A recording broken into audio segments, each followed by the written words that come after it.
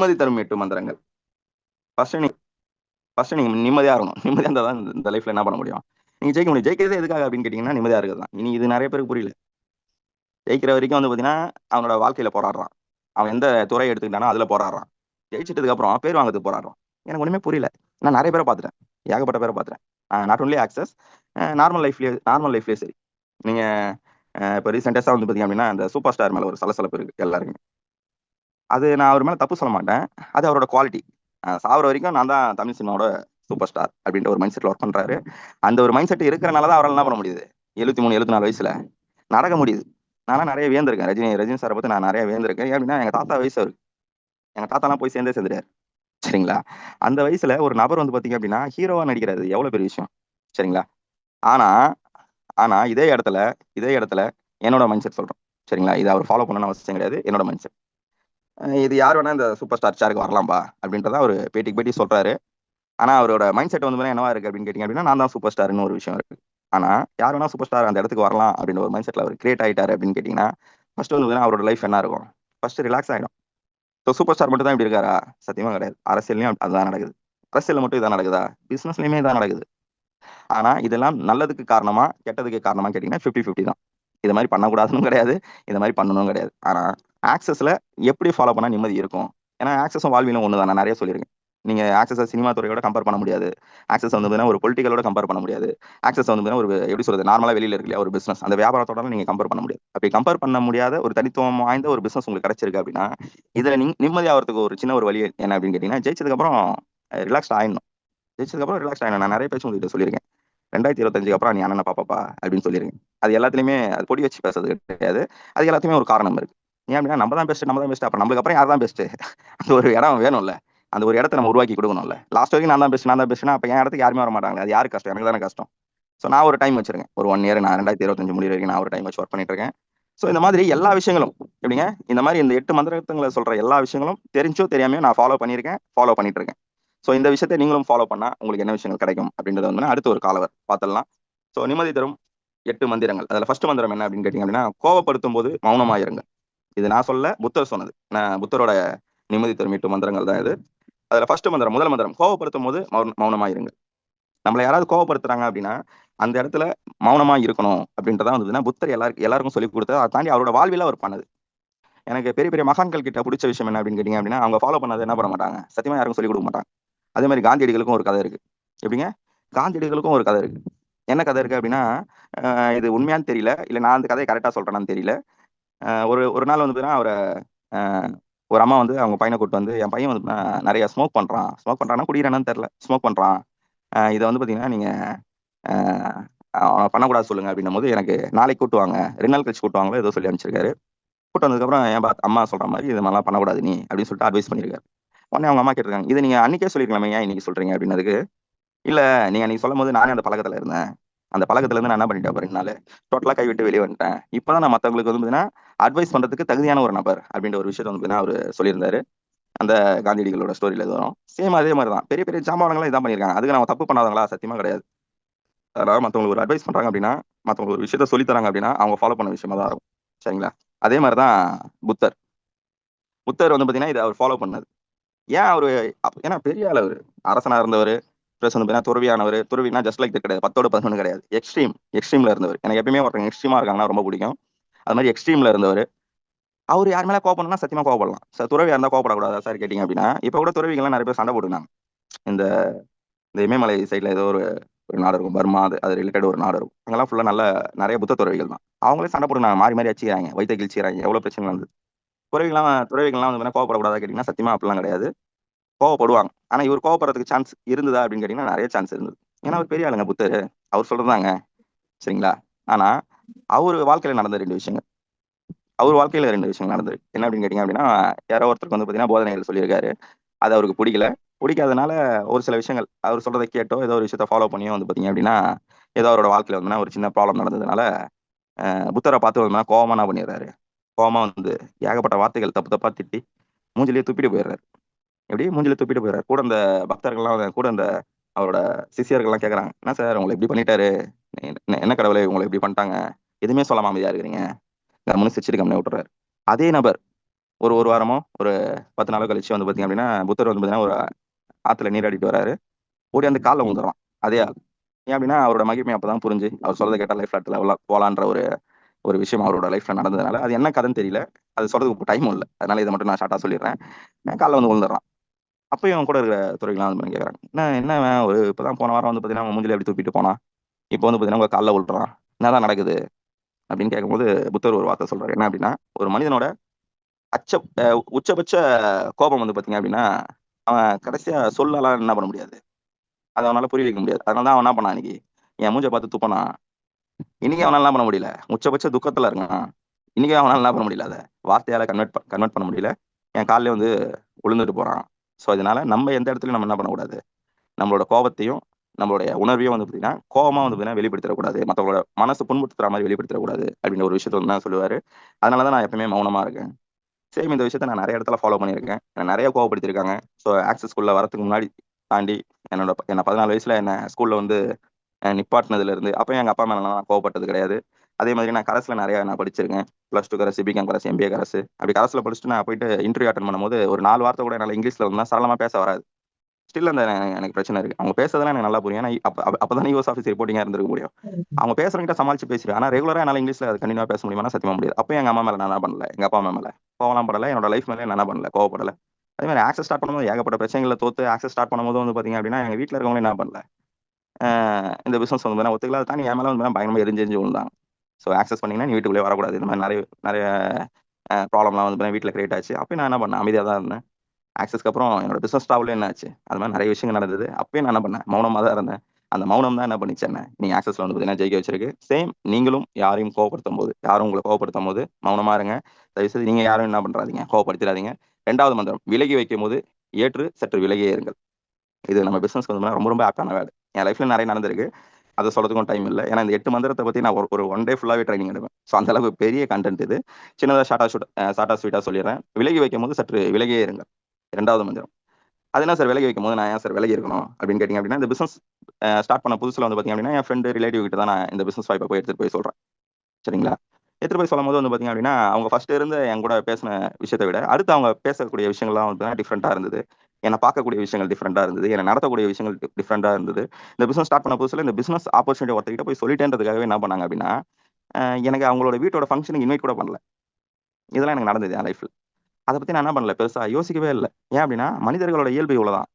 அதாவது அவன் என் மேல எவ்வளவு பயத்துல இருந்தான் அப்படின்னா என்னை ஃபேஸ் பண்றதுக்கு பயப்படுறான். ஸோ லாஸ்டா கூட ஊட்டி மீட்டிங்ல கூட ஒரு வார்த்தை சொல்லியிருந்தேன். இதோ எங்க வீட்டு பக்கத்துல அந்த வீடு அந்த வீடு இப்ப பார்த்தாலே தெரியுது. எங்க வீட்டுக்கு எதிர்ல வந்து பாத்தீங்க அப்படின்னா ஒரு லா அண்ட் ஆர்டர்ல வந்து இன்ஸ்பெக்டர் ஏதோ சம்திங் இருக்காரு. அவர் நடுவுல என்னோட கார் ஒரு சின்ன ஆக்சிடென்ட்ல மாட்டும்போது கூட சப்போர்ட் பண்ணாரு. அவரே என்கிட்ட கேட்டாரு. என்ன கேட்டாரு அப்படின்னா, என்ன சார் கார் வாங்குறீங்க? அதே மாதிரி இந்த வீடும் எப்படி இருந்தாலும் ஒரு 40 லட்சம் 45 லட்சம் இருக்கும். இப்ப சொல்ல ஒரு 2, 3 வருஷத்துக்கு முன்னாடி. இப்போ நம்மளோட வீடோட வேல்யூ வந்து ஒரு 50 லட்சம் ரூபா போகுது. ஒரு 40, 45 லட்சம் இருக்கும். கார் இருக்கு வீட்ல. ஆனா எப்பவுமே வீட்லயே இருக்கீங்களா சார்? நல்லா சார் வேலை செய்றீங்க. இது யார் கேட்டது? அவரு தான் கேட்டது. நான்லாம் போய் அப்ரோச் பண்ணல. அவரே கேட்டார். ஆக்ஸஸ் பத்தி ஒரு 10 நிமிஷம் எக்ஸ்பிளைன் பண்ணேன். எக்ஸ்பிளைன் பண்ணிட்டு, சொல்லுங்க சார் நீங்க எப்ப ஸ்டார்ட் பண்ணீங்கன்னு சொல்லுங்க. உங்களுக்கு சப்போர்ட் பண்றேன். இந்த ஏரியால கூட எனக்கு பிசினஸ் பில்ட் பண்ணணும்னு ஆசை. ஆனா யார் மூலியமா நான் பில்ட் பண்றதுன்னு தெரியல. நான் யார்கிட்டயும் சரியா பேச மாட்டேன். அதனால யார் மூலியமா பில்ட் பண்றதுன்னு தெரியல. நீங்க வந்தீங்க அப்படின்னா உங்க மூலியமா இந்த ஏரியால ஒரு சூப்பரா ஒரு டீம் கிரியேட் பண்ணி கொண்டு போலாம் அப்படின்னு சொல்லிட்டு நான் விட்டேன். அன்னில இருந்து அவர் என்ன பண்ணுவாரு அப்படின்னா, நான் ஸ்ட்ரைட்டா வரேன்னா அவர் கிராஸா போயிடுவாரு. நான் ஸ்ட்ரைட்டா வரேன்னா அவர் கிராஸா போயிடுவாரு. நான் வந்து பாத்தீங்கன்னா எதேர்ச்சியா பாக்குற மாதிரி ஆயிடுச்சுன்னா கூட தலை குனிஞ்சு அப்படியே நடந்து போயிடுவாரு. எனக்கு வந்து பாத்தீங்க அப்படின்னா, இது எனக்கு நம்மளுக்கு நெறைய எக்ஸ்பீரியன்ஸ் இருக்குல்ல. அதனால இந்த விஷயத்த நான் என்ன பண்ணுவேன் அப்படின்னா, மகிழ்ச்சியா நான் ஏத்துப்பேன். நீங்க நெறைய பேர் வந்து பாத்தீங்கன்னா, விலகி வைக்கும்போது வந்து பாத்தீங்கன்னா, சோகத்துக்குள்ள போயிடுறாங்க. ஐயய்யோ! அவன் என்ன பார்த்து பேசுறது கிடையாது. என் ஃபோன் நம்பர பிளாக் பண்ணிட்டான். என் ஃபோன் பண்ணா எடுக்குறது கிடையாது. WhatsAppல என்ன பிளாக் பண்ணிட்டான். Facebookல என்ன பிளாக் பண்ணிட்டான். ஒருத்தங்க நம்மள விலகி வைக்கிறாங்களா, அத நம்ம ஏத்துக்கணும். அத நம்ம 100% ஏத்துக்கணும். வாழ்க்கையிலயும் சரி, பிசினஸ்லயும் சரி. பிசினஸ்ல கண்டிப்பா வந்து இது நெறைய நடக்கும். நான் என்ன தெரியுமா யோசிச்சேன்? இந்த பிசினஸோட ஸ்டார்ட்டிங்கா இருக்கட்டும், இப்பயும் இருக்கட்டும். என்ன தெரியுமா யோசிச்சேன்? நம்மள ஒரு ரூ. 3700 இவ்ளோ இவ்ளோ சேட்ட பண்றான். மேபி கண்டிப்பா ஃபியூச்சர்ல எனக்கு ஏதாவது ஒரு பண உதவி தேவைப்படலாம். அப்போ ரூ. 3700 ரூ. 3700 கூட சப்போர்ட் பண்ணாத ஒரு சர்க்கிள்குள்ள நான் இருந்தேன் அப்படின்னா, சத்தியமா என் லைஃப் வந்து பாத்தீங்கன்னா, ரொம்ப நரகத்துல தான் இருக்கும். எனக்கு சப்போர்ட் பண்ண வேண்டிய நேரத்துல எனக்கு ஒரு ஒருத்தன் ரூ. 3700 சப்போர்ட் பண்ணல. அவன் எனக்கு நிஜமாவே எனக்கு நீடுன்னு ஒரு விஷயம் இருக்குல்ல. இப்ப எனக்கு என்ன நீடுன்னா ஒரு என்ட்ரி நீடு. எனக்கு இவன் இல்லன்னா நான் இன்னொருத்தன்கிட்ட போய் எடுத்துப்பேன். ஆனா, நான் இதெல்லாம் புரிஞ்சுக்காம நான் அதே சர்க்கிள்குள்ளயே இருக்கேன். மேபி எனக்கு ஆக்சஸ் கிடைக்கல. இவரு எனக்கு உயிரினும் மேலான ஒரு ஃப்ரெண்ட் அப்படின்னு சொல்லிட்டு நான் என்ன பண்றேன், அவருக்கு நான் நெறைய செஞ்சிருக்கேன். அவரு எனக்கு செய்வாருன்ற ஒரு நம்பிக்கையில நான் அவரு கூட இருக்கேன். இப்ப இந்த பிசினஸ் மூலியமா அவரோட முகத்திரை என்ன எனக்கு எனக்கு எனக்கு என்ன ஆயிடுச்சு, கிழிச்சிடுச்சு. ஆக்சஸ் வந்து நெறைய பேரோட முகத்திரைய கிழிக்கும். எனக்கு அதனால தான் ஆக்சஸ் ரொம்ப பிடிக்கும். அதனால தான் நான் எப்பயுமே சொல்லுவேன். ஆக்சஸ் வேற கிடையாது, வாழ்வியல் வேற கிடையாது, கடவுள் வேற கிடையாது. எல்லாமே ஒண்ணுதான். அப்படி வந்து பார்த்தீங்கன்னா ஒருத்தரோட முகத்தை என்ன பண்ணியிருக்கு ஆக்சஸ் எனக்கு கிழிச்சு காட்டுறதுக்கு இடையே இவன் நீ தான் ஒருத்தர் நினைச்சுக்கிறா அவன் உன்னை வந்து பார்த்தீங்கன்னா ஒரு 3700 மதிக்கலடா அப்படின்னு சொல்லிட்டு என்ன பண்ணிருக்கு ஆக்சஸ் எனக்கு கிழிச்சு காட்டுறதுக்கு நான் அதை என்ன பண்ணுவேன் சந்தோஷமா எடுத்துப்பேன் ஃபீல் பண்ண மாட்டேன். நல்ல வேலை ஆக்சஸ் இந்தியா மூலியமா நம்ம என்ன பண்ணிட்டோம் இந்த விஷயத்த கத்துக்கிட்டோம். இது இல்லை அப்படின்னா அவங்க கூட நான் என்ன பண்ணியிருந்திருப்பேன் போயிருந்திருப்பேன். அவங்க கூட வந்து பார்த்தீங்கன்னா நான் ரிலாக்ஸாக வந்து ட்ராவல் ஆகிருப்பேன். நல்ல வேலை ஆக்சஸ் இந்தியா என் கண்ணை வந்து பார்த்தீங்கன்னா திறந்து காட்டிடுச்சு. அதே மாதிரி இந்த இன்ஸ்பெக்டர் சொன்ன இல்லையா லாண்ட் ஆர்டர்ல ஒருத்தர் இருக்காரு சொன்ன இல்லையா இவர் என்ன பார்த்து திரும்பி போகும்போது வந்து பார்த்தீங்கன்னா சந்தோஷமா ஏற்றுக்கிட்டேன் அப்படின்னா அவர் வந்து பார்த்தீங்கன்னா சின்ன வயசுல இருந்து அதுக்கு படிக்கணும் கவர்மெண்ட் எக்ஸாம் எழுதணும் எவ்வளோ ட்ரைனிங் பண்ணணும் உங்களுக்கு எல்லாமே தெரியும் அவ்வளோ ஈஸி கிடையாது சரிங்களா. அந்த ஃபீல்டு வந்து ரொம்ப கஷ்டமான ஃபீல்டு. அதுல ஒரு அதிகாரமான ஒரு போஸ்டிங்ல இருக்கிற ஒரு நபர் யாரை பார்த்து பயப்படுறாரு என்னை பார்த்து பயப்படுறாரு. யோசிச்சு பாருங்க இதுவே ஆக்சஸ் இல்லை அப்படின்னா முதல்ல என்ன பார்த்து தலை குனிஞ்சுன்னு போவாரா என்னை பார்த்து பயந்து ஓடுவாரா போலீஸை பார்த்தா தான் நம்ம ஓடி போவோம் கரெக்டுங்களா. இப்போ யாரை பார்த்து ஓடுறது. ஸோ இந்த மாதிரி எனக்கு கிடைக்கிற விஷயங்களை எனக்கு நடக்கிற விஷயங்களை நான் சந்தோஷமா ஏத்துக்கிட்டு நான் வேலைக்கே இருக்கிறனால தான் என் லைஃப் வந்து வேற நல்லா இருக்கு என்னால் ஆக்சஸ்லையும் ஜெயிக்க முடிஞ்சது. சேம் இதை தான் நீங்களும் பண்ணணும். உங்களை யாராவது ஒருத்தவங்க வேலைக்கு வைக்கிறான்னு நினைக்கிறீங்களா நீங்க வேலைக்கிட்டு மற்ற வேலையை பாருங்க சரிங்களா. ஏன் வேலைக்கு நம்ம உங்களுக்கு இது பண்ணிருக்கோமே அது பண்ணிருக்கோமே சொல்லிட்டு வீட்டில் உட்காந்து அழுதிங்க அப்படின்னா சத்தியமா லைஃப் மாறாது. You have to move on. கண்டிப்பா மூவ் ஆன் பண்ணுவீங்க நம்புறேன். 3வது மந்திரம் பெருமைப்படுத்தும் போது துள்ளி இல்லாமல் இருங்கள். உங்களை யாரோ ஒருத்தர் பெருமைப்படுத்துறாங்க துள்ளி எழக்கூடாது. சார் கொஞ்சம் மியூட் போடுங்க யாரோ அன்மியூட் பண்ணிருக்காங்க. உங்களை ஒருத்தவங்க பெருமைப்படுத்தும் போது நீங்க என்ன பண்ணக்கூடாது அப்படின்னா துள்ளி எல்லாம் எழக்கூடாதுங்க. எதுக்கு பெருமைப்படுத்தணும் முதல்ல துள்ளி எழணும்னு கேட்கறேன். நீங்க ஒண்ணு கேட்கலாம் சார் ஆக்சஸ்ல உங்களை பெருமைப்படுத்தினால அதனால நீங்க சத்தியமா கிடையாது சத்தியமா கிடையாது. என்னோட ஸ்கூல் லைஃப்ல ஆரம்பிச்சு எல்லாத்தையும் சொல்லலாம். ஸ்கூல் லைஃப்ல நல்லா படிக்கக்கூடிய ஒரு நபர் தான் நான். எல்லாருமே வந்து பார்த்தீங்கன்னா எப்படி சொல்றது ஒரு ப்ரைஸ் பண்ண தான் செய்வாங்க. ப்ரைஸ் பண்ண தான் செய்வாங்க. எக்ஸாம்ல வந்து பார்த்தீங்கன்னா நிறைய பேருக்கு வந்து பார்த்தீங்கன்னா நான் காப்பி எடுத்து சப்போர்ட்லாம் பண்ணியிருக்கேன். ஆக்சுவலாக அது பண்ணக்கூடாது பண்ணியிருக்கேன். அதனால தான் இப்போ ஆக்சஸ்ல ஈஸியாக ஜெயிச்சேன் போல. நான் பண்ண விஷயத்தை மற்றவங்க ஈஸியாக சொல்லி கொடுக்குறேன் காப்பி அடிக்க வைக்கிறேன்ல அதனால தான் ஆக்சஸ்லையும் கொஞ்சம் ஈஸியாக நல்லா ஜெயிக்க முடியுதுன்னு நினைக்கிறேன். அந்த இயல்பு என்ன பொறுத்தும் போது துள்ளி இல்லாமல் இருக்கணும். எப்படி நம்மள பெருமைப்படுத்துறாங்க துள்ளி எழக்கூடாது. நான் நார்மலாக வந்து பார்த்தீங்கன்னா ஸ்கூல் லைஃப்லையும் சரி ஜாப்லையும் சரி நான் ஒரு இடத்துல போய் ஒர்க் பண்ணேன் அப்படின்னா 10ஓட 11 இருக்க மாட்டேன். எனக்குன்னு ஒரு தனித்துவத்தை கிரியேட் பண்ணுவேன். அதுக்கு நம்பர் 1 சொல்ல முடியாது. நம்பர் 1ன்றது வர ரிசல்ட் வச்சு தான் சொல்ல முடியும் சரிங்களா. நான் தனித்துவமா இருப்பேன். மற்றவங்க கம்பேர் பண்ண தனித்துவமா இருப்பேன். பெருமைப்படுத்துவாங்க மேனேஜர் வந்து அப்பா சூப்பர்பா பாலா செமப்பா அப்படின்னு சொல்லிட்டு பெருமைப்படுத்துவாரு. டென்ஷன் ஆக மாட்டேன். அதுக்கான ரியாக்ஷன் வந்து ஃபேஸ்ல கூட காட்ட மாட்டேன். அமைதியாக தான் இருப்பேன் சரிங்களா.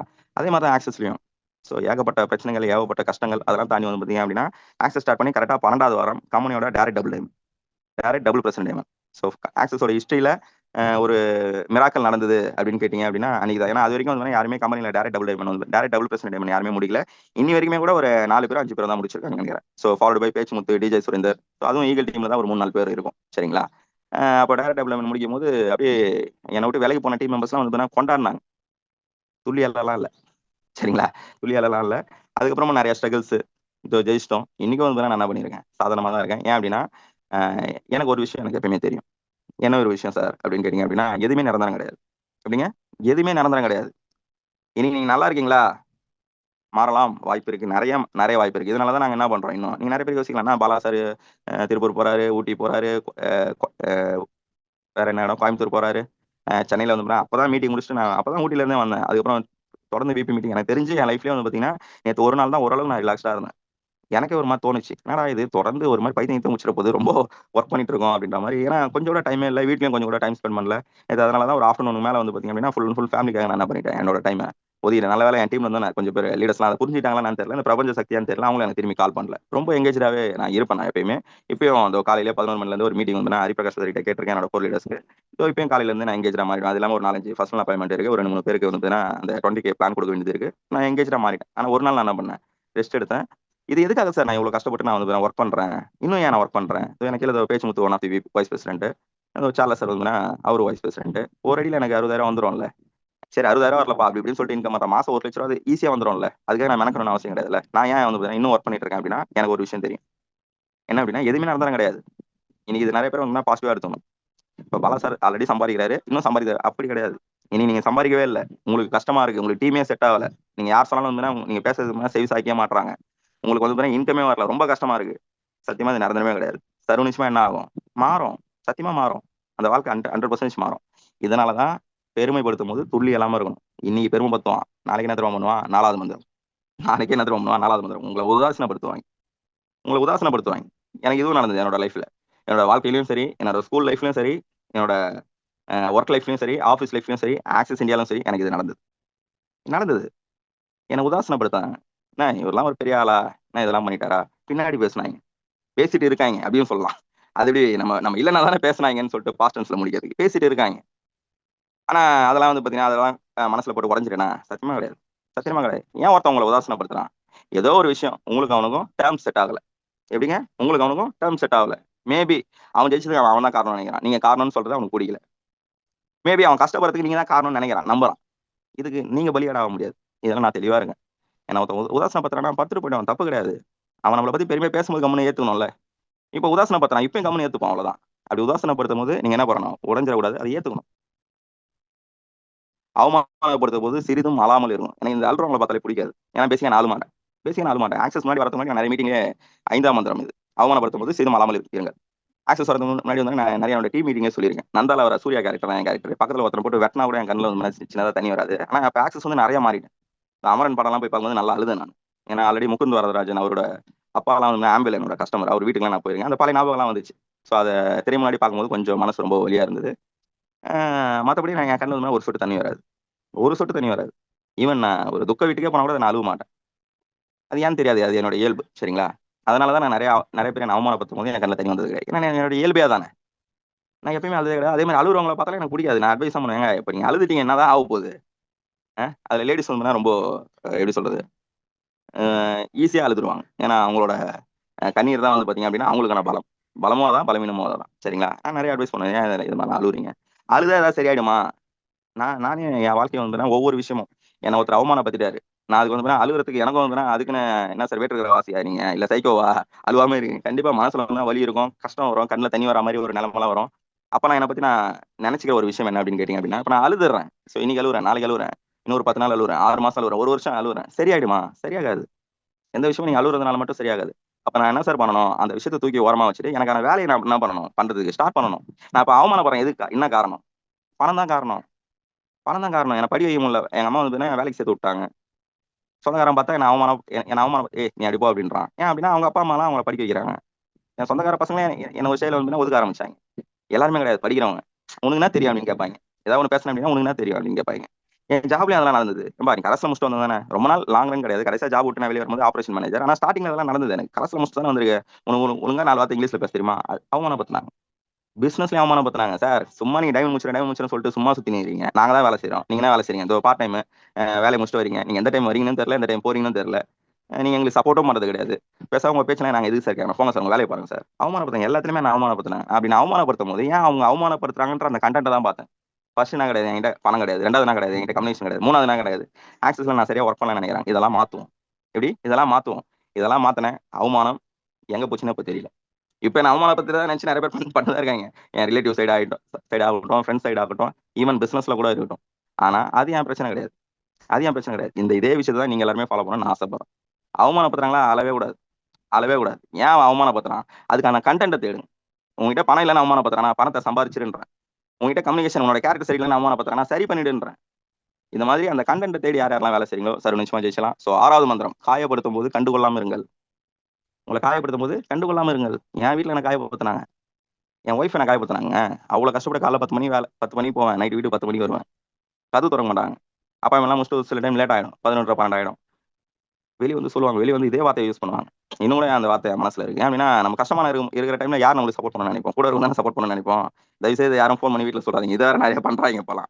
சரிங்களா? காயப்படுத்தும் போது கண்டுகொள்ளாம இருக்கணும். அவங்களுக்காக தான் நான் உழைக்கிறேன். இது யாருக்காக உழைக்கிறேன்? இப்போ என்னோட கடன் அதிகமாகிடுது. கடைசியில் வீட்டுக்கிட்ட வந்து கடனாளி நிற்கிறேன். அது யாருக்கு அசிங்கம்? இல்லை வீட்டுக்காரனே கட்டலப்பா, வீட்டை கொடுப்பான்றான், அது யாருக்கு அசிங்கம்? அப்போ நான் யாருக்காக உழைக்கிறேன்? யாருக்காக எக்ஸ்ட்ரா வந்து இந்த எஃபெக்ட் எடுக்கிறேன்? என் வீட்டில் இருக்கிற என் ஒய்ஃபுக்காகவும் என் பசங்களுக்காகவும் எடுக்கிறேன். அதுவே அவங்களுக்கு நிறைய டைம்ல புரியாம இருந்திருக்கு. என்னை காயப்படுத்திருக்காங்க. நாட் ஒன்லி என்னோட ஒய்ஃப், என் டீம்லயும் இதெல்லாம் நடந்திருக்கு. இனிஷியல் டேஜ்ல நிறைய நடந்திருக்கு. காயப்படுத்திருக்காங்க. அதெல்லாம் நான் என்ன பண்ணது கிடையாது. பெருசா மைண்ட் பண்ணி அதிலே டிராவல் ஆனது கிடையாது. அதை கண்டுக்காம நான் என்ன பண்ணேன்? அடுத்து மூவ் ஆன். அதுதான் ஜெயிச்சதுக்கான ஒரே வழி. 6வது மந்திரம், தோல்வி அடையும் போது துணிந்து எழுங்க.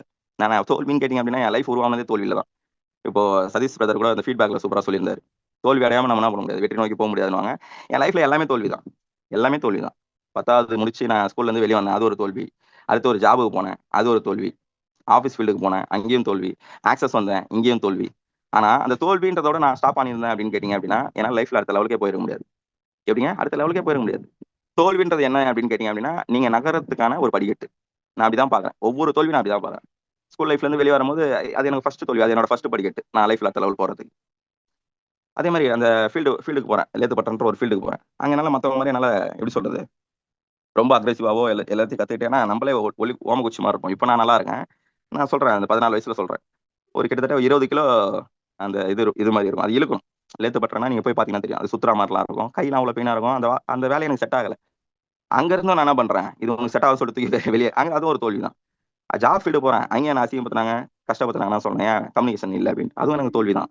அதுல இருந்தும் நான் வெளியே வந்தேன். நான் லேத்துப்பட்டுல இருந்து கடைசியா நான் ஸ்கூல்ல இருந்து வெளியே வரும்போது நான் எம்பிஏ வரைக்கும் கரஸ்ல முடிச்சேன். நான் முயற்சி பண்ணதுனால தான் முடிச்சேன். அதே மாதிரி அந்த லேத்துப்பட்டறைக்கு வேலைக்கு போகும்போது இதெல்லாம் உனக்கு செட் ஆக சொல்லிட்டு தூக்கி அனுப்பிச்சாங்கல்ல. ஒரு 8 வருஷம் எக்ஸ்பீரியன்ஸ் இருக்கு எனக்கு லேத்துப்பட்டுல. வெளியே வரும்போது ஒரு டர்னர் சொல்லுவாங்க. லேத்துப்பட்டுல ஒர்க் பண்றவங்க பேர் டர்னர் சொல்லுவாங்க. ஸ்டில் எனக்கு ஒர்க் தெரியும். என் அளவுக்கு ஒர்க் தெரிஞ்சவங்க இப்பயும் நான் லேத்துப்பட்டுல இறங்கி ஒர்க் பண்ணேன் அப்படின்னா நல்லா ஒர்க் பண்ணுவேன். இது என் பெருமைக்காக சொல்ல, அந்த தோல்வியில இருந்து வெளியே வந்ததால எனக்கு கிடைச்ச பிரைஸ் சொல்றேன். அதே மாதிரி ஆஃபீஸ் ஃபீல்ட்லயும் கம்யூனிகேஷனே சரியில்லை, நீ ஓரமா உட்காரு பண்ணாங்கல்ல. கடைசியா நான் அந்த ஆஃபீஸ் ஃபீல்ட்ல இருந்து வெளியே வரும்போது வந்து பாத்தீங்க அப்படின்னா ஒரு கம்பெனியோட ஆபரேஷன் மேனேஜர். எனக்கு கீழே வந்து 24 பிரான்ச் வந்து இன்சார்ஜ். அப்ப எந்த இடத்துல இருந்து எந்த இடத்துக்கு வந்திருக்கும். அந்த தோல்வியை கண்டு நம்ம தோண்டு போகாம துள்ளி எழுந்தோம் அப்படின்னா இதெல்லாம் நடக்கும். அதே மாதிரி தான் சேம் ஆக்சஸ். நான் ஃபர்ஸ்ட் பார்த்த 70 அப்பாயின்மெண்ட் 0 என்ட்ரி. அந்த 70 அப்பாயின்மெண்ட் 0 என்ட்ரி ஆயிடுச்சுன்னு சொல்லிட்டு நான் ஃபீல் பண்ணியிருந்தேன்னு வைங்களேன், இந்நேரம் ஆக்சஸ் வந்தா என்னால ஒரு 1000 ரூபாய் கூட சம்பாதிச்சிருக்க முடியாது. அதை தாண்டி நான் எழுந்து வந்ததுனால தான் இன்னைக்கு இவ்வளவு பெரிய வெற்றி கிடைச்சிருக்கு. ஸோ இதுதான் உங்களுக்கு சொல்ற 7வது மந்திரம். தோல்வி நிரந்தரம் கிடையாது. அடுத்த லெவல் அடுத்த லெவல் துள்ளி எழுந்து உங்களோட அடுத்த லெவலை வந்து பார்த்தீங்கன்னா நோக்கி ஓடுங்க. கண்டிப்பா வந்து உங்களால என்ன பண்ண முடியும், 100% சாதிக்க முடியும். ஃபெயிலியர் ஆகுறீங்க அப்படின்னா சாதிக்க போறீங்கன்னு தான் அர்த்தம். ஸோ அதை தாண்டி 8வது மந்திரம், வெற்றி பெறும்போது பணிவாக நடந்து கொள்ளுங்கள். வெற்றி பெற்றாச்சு, இல்ல வெற்றி பெற்றுட்டேன்னு சொல்லிட்டு நினைச்சாச்சு. இப்ப நான் வந்து வானத்துக்கும் பூமிக்கும் குதிக்கலாமா? சத்தியமா கிடையாது. சத்தியமா கிடையாது. அமைதியா இருக்கணும். இப்படி அமைதியா இருந்தாதான் என் வெற்றி என்ன ஆகும், நான் வெற்றி பெற்றதுக்கு சார்ந்த ஒரு நபர்கள் இருப்பாங்கல்ல, அவங்களுக்கு அந்த வெற்றி டிரான்ஸ்ஃபர் ஆகும். எப்படிங்க? இப்ப நான் ஆக்சஸ்ல ஜெயிச்சிட்டேனே சொல்லலாம். சரிங்களா? இன்னும் என் மைண்ட் செட் அப்படி தோணல. ஏன்னா என்னோட டார்கெட் வேற இல்லையா? ஆனா நீங்க நினைச்சுக்கோங்க, பாலா சார் ஜெயிச்சிட்டாரு அப்படின்னு நினைச்சுக்கோங்க. இப்ப நான் வந்து பாத்தீங்கன்னா பணியாவே இல்ல. யார பார்த்தாலும் போட்டு பொழக்குறேன். அதை தாண்டி நான் ஏடமா என்னோட இஷ்டத்துக்கு வந்து என்னோட பிசினஸ் வந்து நான் மூவ் ஆன் பண்றேன். ஹரிபிரகாஷ் பிரதருக்கும் மதியது இல்ல, பாஸ்கரனுக்கும் மதியது இல்ல, ஏபசனுக்கும் மதியது இல்ல. என்னோட வெற்றி என்னோட டீமுக்கு கடத்த முடியுமா? என்னை சார்ந்தவங்களுக்கு கொண்டு போய் சேர்க்க முடியுமா? அப்போ வெற்றி பெறும்போது ஏன் பணிவா நடந்துக்கணும்? வெற்றி பெறும்போது நீ பணிவா நடந்தா ஃபர்ஸ்ட் அந்த வெற்றி உன் இடத்துல தங்கும். 2வது அந்த வெற்றிக்கு சார்ந்தவங்க இருக்காங்கல்ல, உன்னை சார்ந்தவங்க இருக்காங்கல்ல, அந்த சார்ந்தவங்களுக்கு அந்த வெற்றி வந்து போய் சேரும். நான் வெற்றி பெறது யாருங்க காரணம்? பேச்சுமுத்து காரணங்க, சார்லஸ் சார் காரணங்க. அதுக்கப்புறம் கிரவுண்டிகள் டீம்ல இருக்கிற எல்லா சிடிஸும் காரணங்க, எல்லா இடிஸும் காரணங்க, எல்லா எல்ஓ லீடர்ஸும் காரணங்க, எல்லா பிரைம் மெம்பர்ஸும் காரணங்க. அவங்க நான் எப்பதான் ஜெயிக்க வைக்கிறது? அப்ப நான் அவங்களை ஜெயிக்க வைக்கணும்னா நான் எப்படி நடந்துக்கணும்? பணிவா நடந்துக்கணும். பணிவா நடந்தா தான் என்ன பண்ண முடியும்? என்னோட வெற்றியை நான் தக்க வச்சுக்க முடியும். அந்த வெற்றியை என்னை சார்ந்தவங்களுக்கு பரிசளிக்க முடியும். இப்ப அந்த நோக்கத்துல தான் நாங்க ஓடிட்டு இருக்கோம். நான் மட்டும் கிடையாது. இனி ஈகிள் டீம்ல இருக்கிற ஒவ்வொரு விபிஸும் வந்து பார்த்தீங்கன்னா இந்த இந்த இந்த ஒரே ஒரு நோக்கத்துக்காக தான் ஓடிட்டு இருக்காங்க. நீங்க பண்ண வேண்டியதெல்லாம் ஒண்ணே ஒண்ணு தான். இந்த 8 மந்திரத்தை என் லைஃப்ல நான் எப்படி தெரிஞ்சு தெரியாம ஃபாலோ பண்ணணும், உங்களுக்கு நான் தெரியப்படுத்திட்டேன் இப்போ. நீங்க தெரிஞ்சு ஃபாலோ பண்ணுங்கன்னு நினைக்கிறேன். சரிங்களா? கண்டிப்பா ஃபாலோ பண்ணீங்க அப்படின்னா சர்வ நிச்சயமா இங்க இருக்கிற ஒவ்வொரு நபராலையும் ஜெயிக்க முடியும். மந்திரத்தை ஃபாலோ பண்ணா நான் கோடீஸ்வரனாவே ஆயிட்டேன். ஏன் உங்களால ஒரு 20,000 சம்பாதிக்க முடியாதா? சர்வ நிச்சயமா உங்களால சம்பாதிக்க முடியும். நீங்களும் சம்பாதிங்க. உங்களை நம்பி வந்த ஒவ்வொருத்தரையும் சம்பாதிக்க வச்சு அந்த ஸ்டேஜ் ஏறி அழகுபடுத்துங்க.